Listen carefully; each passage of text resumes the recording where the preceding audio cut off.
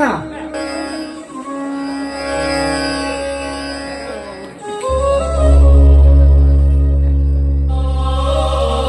ಸ್ವಾಮಿ, ಏನಾಯ್ತು? ಒಳಗಡೆ ನಾನು ಊಟಕ್ಕೆ ಸಿದ್ಧತೆ ಮಾಡ್ಬೇಕ್ರಿ. ರೇಖಾ, ಇನ್ನು ಸೂರ್ಯ ಮತ್ತು ವಿಜಯ ಬಂದಿಲ್ಲವೇ? ಇಲ್ಲ ರೀ, ಇನ್ನೂ ಬಂದಿಲ್ಲ. ಹೊರಗಡೆ ಸುತ್ತಾಡ್ಕೊಂಡು ಹೋಗಲು ಅಂತ ಹೋಗಿದ್ದಾನೆ, ಇನ್ನೂ ಬಂದಿಲ್ಲ ರೀ. ರೇಖಾ, ಹೊರಳು ಮಲ್ಲಿಗೆಯಂತಿರುವ ಸದಾ ನಗುತ್ತಿರುವ ಈ ನಿನ್ನ ಮುದ್ದಾದ ಮುಖವನ್ನು ನೋಡುತ್ತಾ ಸಂಸಾರ ಜೀವನದಲ್ಲಿ ಕೆಲವು ರಸ ನಿಮಿಷಗಳನ್ನು ಅನುಭವಿಸಬೇಕೆನ್ನುವುದೇ ನನ್ನದು ಆಸೆ. ಏನಂದ್ರೆ, ಬಾಳ ವೀಣೆ ನುಡಿಸುವ ಕಲೆಗಾರು ನೀವು. ನೀವು ಕಟ್ಟಿದ ವೀಣೆಯನ್ನು ಯಾವ ರೀತಿ ನುಡಿಸ್ತೀರೋ ಆ ರೀತಿ ನುಡಿಯೋದು ನನ್ನ ಕರ್ತವ್ಯವಲ್ವೇನ್ರಿ? ರೇಖಾ, ಮುಂದೆ ಸೂರ್ಯ ಮತ್ತು ವಿಜಯ ನಮ್ಮನ್ನು ಜೋಪಾನ ಮಾಡಬಹುದೇ? ರೀ ಸ್ವಾಮಿ, ಈ ರೀತಿ ಮಾತನಾಡ್ಬೇಡ್ರಿ. ಅವರಿಬ್ರು ನನ್ನ ಮೈದುನರಲ್ಲ, ನನ್ನ ಮಕ್ಕಳಿದ್ದ ಹಾಗೆ. ನಾನೇ ನನ್ನ ಕೈಯಾರೆ ಅಮೃತವನ್ನು ತಿನ್ನಿಸಿದ್ದೇನೆ. ಅಂತದ್ರಲ್ಲಿ ನಮ್ಗೆ ಕೇಡು ಬಗೆಯಲು ಸಾಧ್ಯವೇ ಇಲ್ಲ ರೀ. ರೇಖಾ, ನೀನು ನಿಜವಾಗಲೂ ಧರ್ಮದೇವತೆ. ನನ್ನ ಬಾಳ ಸಂಗಾತಿಯಾಗಿ ಬಂದು ಮೈದುನರನ್ನು ಮಕ್ಕಳಂತೆ ನೋಡುತ್ತಿರುವ ಅದು ಎಂತಹ ನಿನ್ನ ಮನಸ್ಸು. ಹೌದು ರೀ, ಒಂದು ಹೆಣ್ಣಿನ ಕೊರಳಿಗೆ ಮಾಂಗಲ್ಯ ಬಿದ್ದ ಮಾತ್ರಕ್ಕೆ ಮದುವೆ ಆಯಿತು ಎಂದು ತಿಳಿಯೋದು ಶುದ್ಧ ತಪ್ಪು ರೀ. ಸಂಸಾರ ಎಂಬ ನೂಕೆಯಲ್ಲಿ ಎಂತ ಬಿರುಗಾಳಿಯೇ ಬೀಸಿದರೂ ಅದನ್ನು ಧೈರ್ಯದಿಂದ ಸಾಗಿಸೋದು ಹೆಣ್ಣಿನ ಧರ್ಮವಲ್ವೇನ್ರಿ? ರೇಖಾ, ಎಂತಹ ಸದ್ಬುದ್ಧವಾದ ಹೆಂಡತಿ ಸಿಕ್ಕಲೇ ನನ್ನ ಬಾಳಿಗೆ. ನೀನು ನುಡಿತಿರುವ ಒಂದೊಂದು ಮುತ್ತಿನ ಮಾತನ್ನು ನಾನು ಕೇಳುತ್ತಾ ನಿಂತಲ್ಲಿ ನನ್ನನ್ನು ನಾನೇ ಮರ್ತತೆ ಆಗುತ್ತೇನೆ. ಸಾಕ್ರಿ ಈ ನಿಮ್ಮ ಹುಡುಗಾಟ. ಒಳಗಡೆ ನಂದು ತುಂಬಾನೇ ಕೆಲಸ ಇದೆ, ಬನ್ರಿ ಊಟಕ್ಕೆ. ಹಾ, ಊಟಕ್ಕಿಂತ ಮುಂಚೆ ಈ ನಿನ್ನ ಪತಿ ದೇವರಿಗೆ ಒಂದು ಸಿಹಿ ಮುಟ್ಟಿದಾದ್ರೆ ಕೊಡಬಾರದೇ ನನ್ನ ಚಿನ್ನ. ಮುತ್ತಿನಲ್ಲಿ ಏನಿದೆ ಸತ್ತು, ಬನ್ನಿ ಊಟಕ್ಕೆ. ಮುತ್ತು ಕೊಡುವುದೆಂದೇ ನಿನ್ನ ಕೆಲಸ. ಆಯ್ತ್ರಿ, ನಿಮ್ಮಿಷ್ಟನೇ ನನ್ನ ಇಷ್ಟ.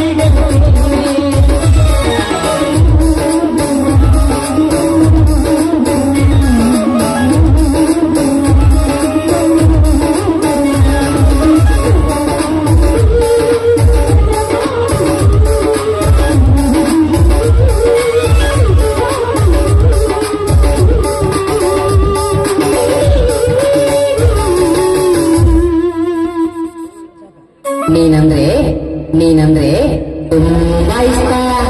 ಸಿಹಿ ಮುದ್ದಿನ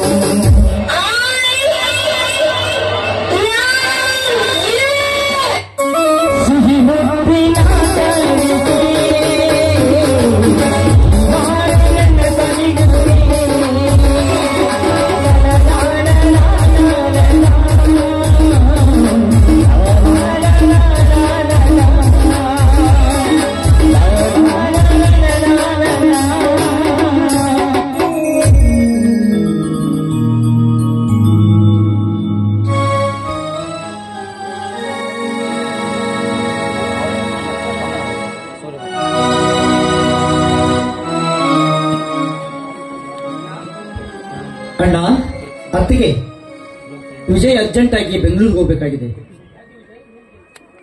ಯಾಕೆ ವಿಜಯ್, ಏನು ಕೆಲಸ? ಅಣ್ಣ, ಮೊನ್ನೆ ನನಗೆ ಪೊಲೀಸ್ ಇಂಟರ್ವ್ಯೂ ಬಂದಿದೆ, ಅದಕ್ಕೆ ನಾನು ಅರ್ಜೆಂಟ್ ಆಗಿ ಬೆಂಗಳೂರಿಗೆ ಹೋಗ್ಬೇಕು. ಈಗಲೇ ದಿಢೀರ್ನೆ ಹೇಳಿದ್ರಿ ಹೆಂಗಪ್ಪ? ಈ 2 ದಿನಗಳಿಂದ ಮುಂಚೆ ಹೇಳಿದ್ರೆ ನಾನು ಹಣದ ವ್ಯವಸ್ಥೆ ಆದ್ರೂ ಮಾಡುತ್ತಿದ್ದೆ. ಅಣ್ಣ, ಅದೇನ್ ಮಾಡ್ತಿರೋ ಬಿಡ್ತಿರೋ ಗೊತ್ತಿಲ್ಲ, ಒಟ್ಟಾರೆ ವಿಜಯ್ ಬೆಂಗಳೂರಿಗೆ ಹೋಗ್ಬೇಕಷ್ಟೇ. ಏನಪ್ಪ ವಿಜಯ್, ನೀನ್ ಹೋದ್ ಕೆಲ್ಸ ಎಲ್ಲ ಸರಿ ಆಯ್ತಾ? ಹಾಗೆ ಆಗುತ್ತೆ ಅತ್ತಿಗೆ, 100ಕ್ಕೆ 100ರಷ್ಟು ನಂಬಿಕೆ ನನಗಿದೆ ಅತ್ತಿಗೆ. ಸೂರ್ಯ, ಮನೆಯಲ್ಲಿ ಒಂದು ಬಿಡು ಕಾಸು ಇಲ್ಲ. ಹೋದ ವರ್ಷ ಮಳೆ ಬರದ ಕಾರಣಕ್ಕಾಗಿ ಬೆಳೆಯೆಲ್ಲ ಬತ್ತಿ ಹೋಗಿವೆ. ಹೀಗಾಗಿ ಜನರ ಕೈಯಲ್ಲಿ ದುಡ್ಡಿಲ್ಲಪ್ಪ, ಹೆಂಗಪ್ಪ ಮಾಡುವುದು? ನೋಡಿ ಸ್ವಾಮಿ, ಅಲ್ಲ ನಿಮ್ಮ ಮನಸ್ಸಿಗೆ ಈ ರೀತಿ ಖುಷಿ ಆದ್ರೆ ನನ್ನ ಮನಸ್ಸಲ್ಲಿ ಏನೋ ಒಂದು ಸಂಕಟವಾಗ್ತಾ ಇದೆ. ಅದು ಏನಂತ ಹೇಳಬೇಕಾ? ಇಂಥ ಸ್ಥಿತಿಯಲ್ಲಿ ಏನಾದ್ರೂ ತೊಂದರೆ ಆದ್ರೆ ನೀವೇನು ತಲೆ ಕೆಡಿಸ್ಕೋಬೇಡ್ರಿ. ನೋಡಿ, ನನ್ನ ಕೈಯಲ್ಲಿ ಚಿನ್ನದ ಬಳೆ ಇದೆ. ಈ ಚಿನ್ನದ ಬಳೆಯನ್ನು ಮಾರಿ ನನ್ನ ಮೈದುನರಿಗೆ ಹಣವನ್ನು ಕೊಟ್ರಾಯ್ತು. ಅತ್ತಿಗೆ, ನೀವು ನೋಡಪ್ಪ ಮೈದುನ, ನಿನ್ಗೆ ನೌಕರಿ ಸಿಕ್ಕ ನಂತರ ಇಂಥ 10 ಬಳೆಗಳನ್ನು ಮಾಡಿಸ್ಕೊಳ್ಬಹುದು ಕಣೋ. ಬೇಡ ಅತ್ತಿಗೆ, ಬೇಡ. ನನ್ನ ಸುಖಕ್ಕಾಗಿ ನಿಮ್ಮ ಬಂಗಾರದ ಬಳೆಗಳನ್ನು ಮಾರುವುದು ಬೇಡ. ಎಲ್ಲೋ ಹುಟ್ಟಿ ಯಾವತ್ತೋ ಸತ್ತು ಹೋಗುವನನ್ನು ಈ ಮನೆಯಲ್ಲಿ ತುತ್ತು ಅನ್ನ ಹಾಕಿ ಒಂದು ಸ್ಥಾನ ಕೊಟ್ಟಿದ್ದೀರಾ, ಅದೇ ನನಗೊಂದು ದೊಡ್ಡ ಉಪಕಾರ. ಅಂತದ್ರಲ್ಲಿ ಈ ನಿಮ್ಮ ಬಂಗಾರದ ಬಳೆಗಳನ್ನು ಮಾರುವುದು ಬೇಡ ಅತ್ತಿಗೆ, ಬೇಡ. ನೋಡಪ್ಪ ವಿಜಯ್, ನೀವಿಬ್ರು ನನ್ಗೆ ಮೈದುನರಲ್ಲ, ಸ್ವಂತ ನನ್ನ ಮಕ್ಕಳ ಇದ್ದ ಹಾಗೆ. ಅದಕ್ಕಾಗಿ ನಿಮ್ಗೆ ಈ ಬಳೆಗಳನ್ನು ಕೊಡುತ್ತಿರುವೆನು. ನೋಡು, ಸೂರ್ಯನ್ಗಂತೂ ನೌಕರಿ ಸಿಗ್ಲಿಲ್ಲ, ನೀನಾದ್ರೂ ಮುಂದೆ ನೌಕರಿಯನ್ನು ತೆಗೆದುಕೋಪ. ಅತ್ತಿಗೆ, ನೀವು ಎಂತಹ ಸದ್ಗುಣವಂತಳಮ್ಮ. ಈ ಮನೆಗೆ ಭಾಗ್ಯಲಕ್ಷ್ಮಿಯಾಗಿ ಬಂದು ನಮ್ಮ ಭಾಗ್ಯದ ದೇವತೆಯಮ್ಮ, ದೇವತೆ. ಅತ್ತಿಗೆ, ನಿನ್ನಂತ ಅತ್ತಿಗೆಯನ್ನು ಪಡೆದ ನಮ್ಮ ಜನ್ಮ ಸಾರ್ಥಕವಾಯ್ತಮ್ಮ, ಸಾರ್ಥಕವಾಯ್ತು. ಆಯ್ತು, ಇದೇ ಸಂತೋಷ ಸಮಯದಲ್ಲಿ ಎಲ್ಲರೂ ಕೂಡಿ ಹಾಡೋಣ.